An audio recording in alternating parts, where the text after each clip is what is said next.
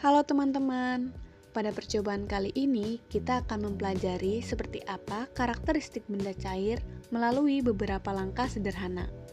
Pertama, kita menyiapkan alat dan bahan berupa botol plastik bening, gelas transparan, wadah transparan, perwarna makanan, dan air. Setelah semua siap, pewarna makanan diteteskan ke dalam air agar air terlihat lebih jelas saat diamati. Air berwarna itu kemudian dituangkan ke dalam setiap wadah yang berbeda sambil diamati dengan seksama. Ketika air dimasukkan ke botol, bentuknya mengikuti bentuk botol tersebut. Saat dipindahkan ke gelas, bentuknya kembali berubah mengikuti bentuk gelas. Begitu pula ketika dituangkan ke wadah lain, air selalu menyesuaikan dengan bentuk wadah tempat ia berada.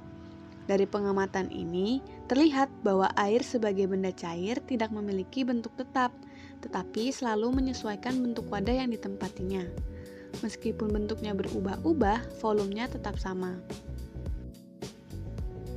Pada bagian percobaan selanjutnya, kita memasukkan beras ke dalam wadah transparan. Hasilnya, beras tetap berbentuk butiran dan tidak mengikuti bentuk wadah seperti halnya air. Perbedaan ini menunjukkan bahwa beras merupakan benda padat, bukan benda cair. Melalui seluruh rangkaian percobaan tersebut, dapat disimpulkan bahwa air sebagai benda cair memiliki volume tetap namun tidak memiliki bentuk tetap. Air selalu berubah mengikuti bentuk wadahnya, sedangkan benda padat seperti beras tidak demikian. Setelah sebelumnya kita melakukan percobaan untuk memahami sifat benda cair menggunakan air berwarna, kali ini kita melanjutkan percobaan dengan mengamati perubahan wujud pada lilin. Percobaan dimulai dengan menyiapkan alat dan bahan. Kemudian mengukur suhu ruangan yang menunjukkan angka 28 derajat Celcius. Setelah itu, lilin dinyalakan dan termometer didekatkan ke nyala api tanpa menyentuhnya. Hasil pengamatan memperlihatkan bahwa suhu di sekitar api meningkat hingga 35 derajat Celcius. Pada saat bersamaan, bagian lilin yang berada di dekat api mulai meleleh dan berubah menjadi cair, sementara bagian lilin yang jauh dari sumber panas tetap padat. Hal ini menunjukkan bahwa panas menyebabkan lilin padat mencair. Berbeda dengan air pada percobaan sebelumnya yang bentuknya berubah karena sifat cairnya, bukan karena pengaruh panas.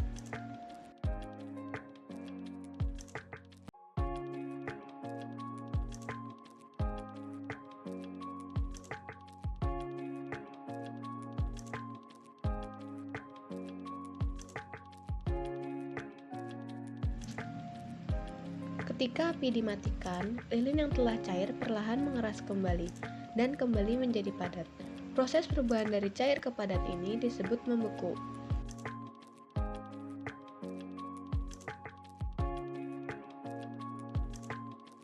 Untuk memastikan kebenaran pengamatan, pemanas lain berupa pembakar spiritus digunakan. Lilin diletakkan di atas pemanas, dan ketika menerima panas, lilin kembali mencair dengan jelas.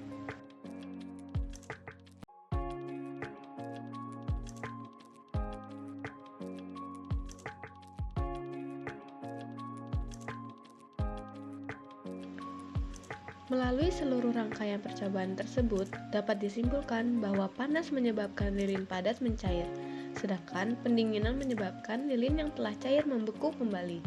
Inilah contoh perubahan wujud zat yang sangat dipengaruhi oleh suhu.